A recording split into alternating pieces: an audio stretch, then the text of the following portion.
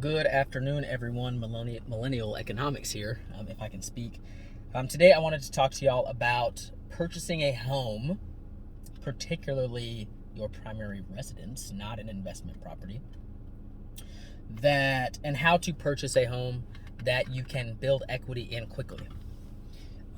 This is not, again, necessarily an investment transaction because this is the property you're going to spend your time in with yourself or your family. So it's kind of dual purpose, right? And I think that's where most people find themselves when they're looking to buy a home. I know investing in real estate has become very popular lately, but I think that most people are buying real estate for their primary residence and want to make a wise purchase that's going to make them money if they decide to move in the future. And this is where I found myself multiple times with my family as well. So I'll tell you a little bit of a story, how we were able to buy our first, my wife and I, we bought our first house. It was probably, so I'm 30 now, it was probably 8 years ago. So we bought our house very young. My wife's a couple years younger than myself. So we were homeowners quickly, and we didn't necessarily purchase a home as an investment vehicle or to make money off of in the future, because I just wasn't thinking about money that way when I was that young, if I'm being honest. If y'all know my story, you know that I didn't have good money habits early on in life, and I had to develop those, and I kind of found out the hard way, really, by accumulating a bunch of debt and living paycheck to paycheck. But we did not have a large budget at that time to purchase a home. So we, out of necessity, had to find a home that was affordable, and we happened into a very good scenario. I'll preface all of this with the real estate market has been very good to us over the past few years, right? So it's been pretty darn easy to find a home and then and then sell it later for money. I think that that's going to be more challenging in the near future. Well, now and in the near future, right? Prices have inflated a lot all over the country. The market, the interest rates are rising. The market is going to cool down, or it is cooling down. Whether we see a decrease in the average price of a home or not is debatable. I think we will see a small decrease. But it's harder now to find a home that you can sell later on for money. And when I sell later on, I don't mean in 30 years, right? Hopefully with the appreciation of home values, you buy a home and you keep it for 30 years, you're going to make money on it regardless.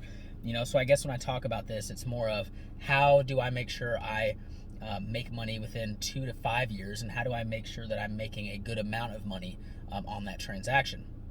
So the home that my wife and I bought first, I believe we paid $108,000 for. It was a little small starter home, not even 1,000 square feet, 2 bedroom, 1 bath, real simple ranch style house. And we ended up selling it 4 years after, maybe 4 and some change, for $155,000, I want to say, which is we sold 150% increase essentially in 4 years, right? Some of that had to do with the market, but some of it had to do with some of the things I'm going to talk to you about here. Also, we bought our home 3 years ago, and the current value is about so we bought it for $240,000, and the current value is $100,000 more plus of what we bought it for, right? Again, some of it has to do with the market, but some of it has to do with some of the things I'm going to talk to you about here. So my favorite little piece of advice is to buy a home from old people, right? What does that mean? Well, it doesn't mean that you just buy any home from somebody old. It's what the older generation, typically the homes that they own look like or are, I guess you could say. So what does the older generation typically, not always, what do their homes feel like? What are some of the properties of them? Well, typically they're a little dated, right? Not always, but typically they're a little dated.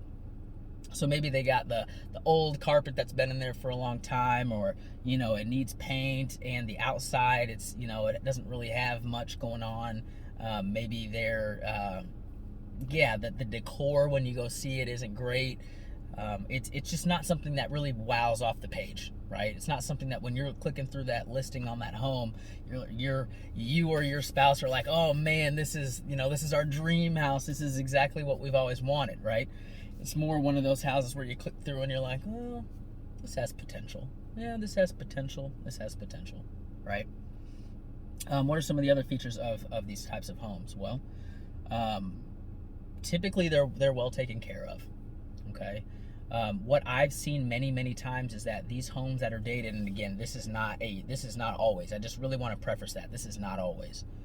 But a lot of times these homes are well taken care of. If the foundation had issues, it was taken care of. If the AC unit broke down, a new one was put in. If a roof was needed, a new roof was put on. If the gutters were bad, new gutters were put on. Right?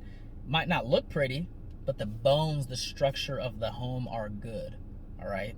So when I say you need to look for a home that's being listed by an old person or an older person, it doesn't mean that you just snoop around and try to find the age of the person that's listing it. It means that you look for those two qualities. Okay, you look for a home that's dated, and you look for a home that's structurally sound. All right. So to kind of back up, when we bought our first home, it was exactly that. It was maroon walls, really old carpet that needed to be updated.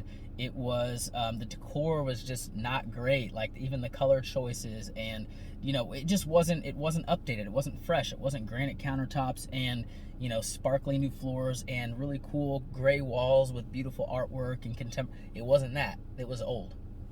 Right? So we got a deal on it. That's the goal here. We got a deal on it because buyers in real estate, they do a terrible job of not becoming emotionally attached to something. So when you go look at something that's beautiful and finished and gorgeous, people know they can charge a premium for that because a lot of people buy with only emotion, right? So if you are countercultural in your buying process, you are able to take advantage of finding a house at a discount.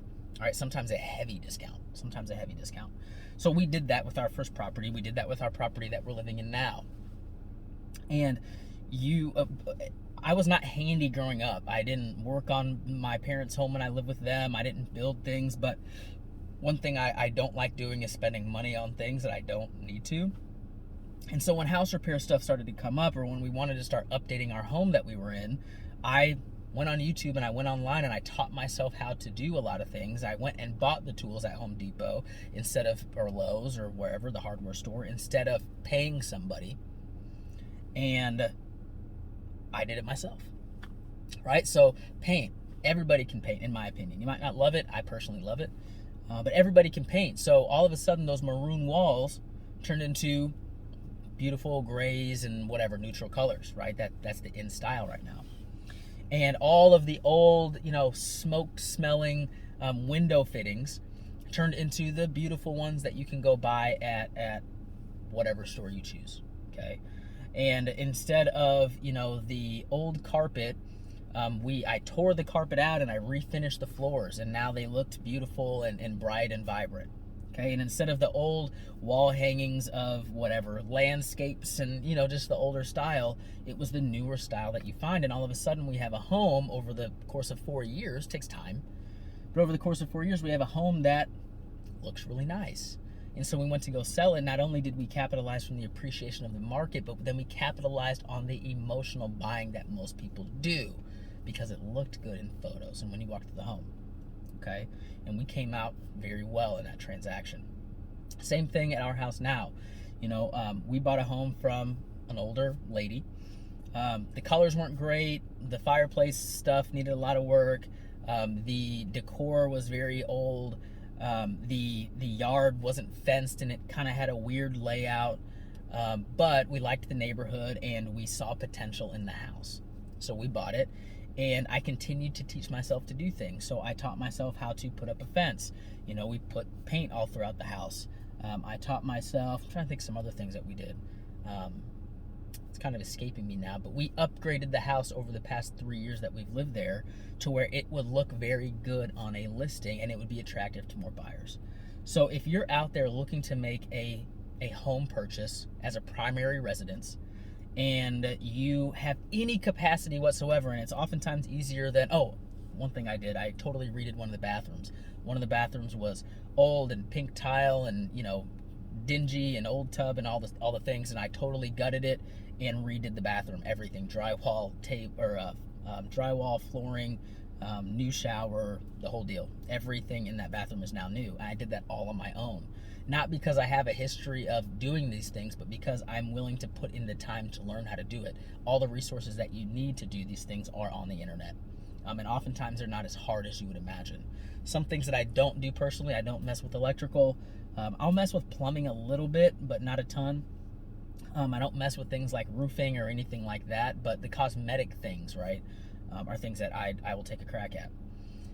And as you continue to do these things, as you continue to learn, it's a tool in your toolbox, no pun intended, on things that you can do in the future, right? So if we look to purchase another home, I'm going to be confident that if the bathroom needs to be updated, I know how to do it.